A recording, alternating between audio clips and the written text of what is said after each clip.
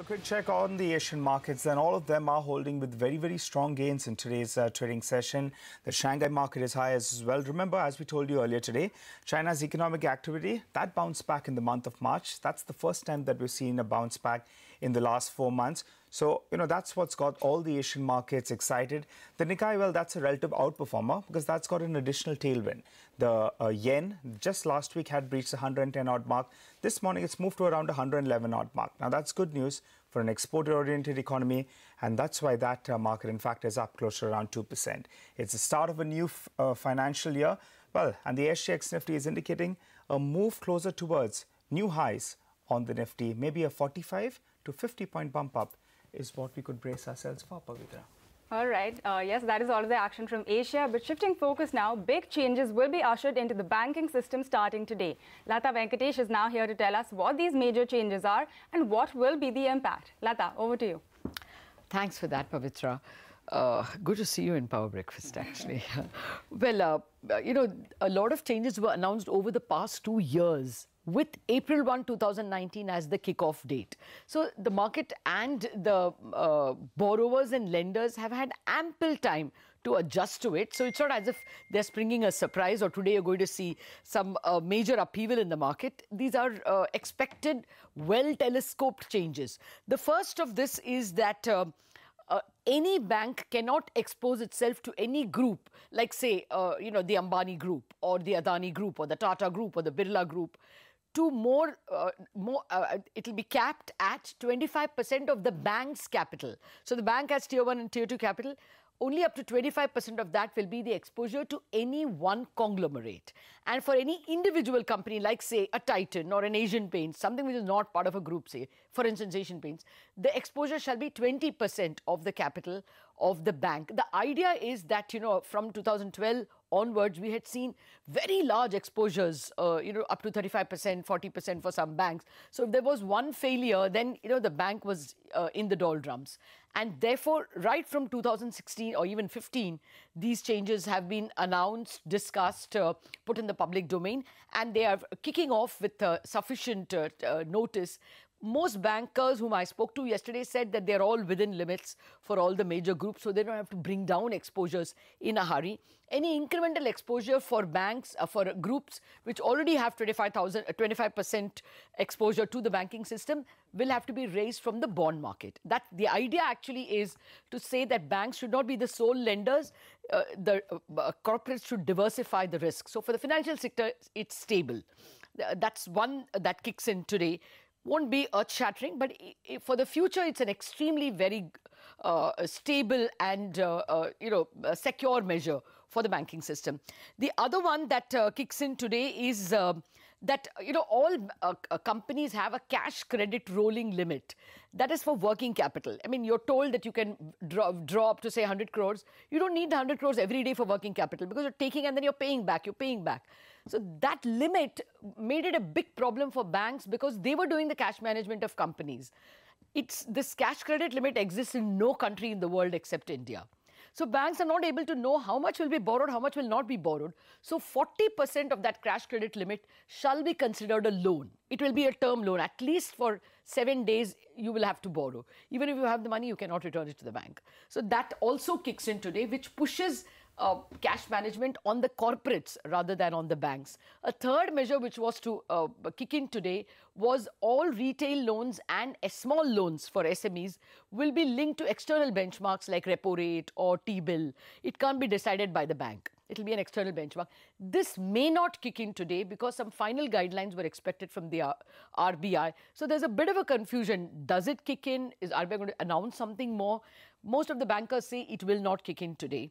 But maybe April 4th will be the day when, along with the credit policy, we'll get something. Okay, all right, Lata. Thanks so much for joining and giving us all those details. Well, the other big important data to watch today will be the auto sales numbers for the month of March. Sonia is with us to run us through all the key expectations. Hi, Sonia. Good morning. Hi, Nigel. Good morning. Well, I think we know the facts, right? Demand has been really poor on the ground. In fact, inventory levels have been soaring. For the two-wheeler space, inventory levels have gone up to 100 to 150 days for some companies like Hero MotoCorp. For passenger vehicles, inventory levels are as high as 60 days. And same time last year, the numbers were pretty good. So we're also sitting on a high base, because of which the numbers may look weak this time around. Across the board, there are expectations that around a 4 to 10% cut will be seen across segments. So the passenger vehicle industry volumes are expected to decline 4%, two-wheeler industry volumes to decline about 6% and medium and heavy commercial vehicle volumes have been the weakest. So expectations there that it could decline about 7 to 10%. Nomura has put out expectations company-wise. So let me just quickly run you through them. Maruti, the expectation is that sales will fall by about 1.5%. Ashok Leyland, about a 2% fall in sales is what Nomura is expecting. Now, Bajaj Auto will be the only company bucking the trend because they've had a very good pickup in the export market, because of which the overall sales will rise by about 20%. And the management has also been quite confident of that. Hero MotoCorp, on the other hand, has had very weak rural retail sales, because of which the expectation is that their sales will fall 18% this time around. TVS Motor as well, about a 3% fall in sales is what the street is looking at. M&M will not be that bad because tractors have done relatively okay. So M&M sales overall will be down about 1.5%. And Tata Motors domestic sales have been weak because this time around commercial vehicle sales have fallen almost 50%. So all in all, expect weakness across segments because of how poor the retail sentiment is. All right, thanks a lot for that, Sonia. But on to the latest for Jet Airways now. As the airline struggles to revive operations, a major trouble was averted. Pilots and engineers deferred their strike and have given additional time to the airline for the payment of their pending salaries. Anu Sharma is now here with all the details. Anu. That's right. So Jet Airways pilots yesterday, they deferred their strike. They are now ready to allow the management 14 more days to figure out a way on how to pay a substantial amount of pending salaries, and also to give them a long-term roadmap on how the funding infusion will take place. Remember, the consortium of lenders are to infuse around 1,500 crore rupees. But if you consider the salaries that have been paid to pilots, engineers, and and senior management, then around 100 crores has already been infused. So that means that they want details as to how the company plans to spend the remaining 1,400 crore rupees.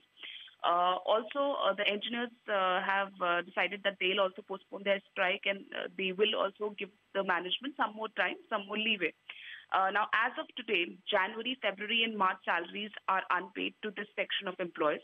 The way ahead for the company will take roots from the interim committee that's expected to be announced today. Remember, airline will also submit details on the active fleet expansion plans. Last week, Ministry announced Jet Airways on how they will activate the grounded fleet. So the airline had said that they plan to add around 40 planes in the month of April. So those details will be submitted to the Ministry this week, as the airline plans to fly around 75 planes from April 26. Now, as far as the sources are concerned, we're given to understand that Delta Airlines has now actively started examining Jet Airways, considering that they are showing an interest in bidding for Jet Airways, and remember, they are commercial partner for Jet Airways. From Etihad side, there has been no decision from Etihad till late last night on their course of action, and we're given to understand that again the development keeps getting monitored by Etihad on a daily basis. Remember, next week we are ready to see the expression of interest, which will get invited by the banks on April 9th. So this is the latest that we are hearing on Jet. Back to you. Okay, all right, Anu. Thanks so much for joining this morning and giving us that quick update. We'll keep coming back to you as and when you have an update as the Jet Airways saga unfolds. We'll slip into a short break. Up next, JSW Energy shelves its plan to enter the EV space. More on that when we return.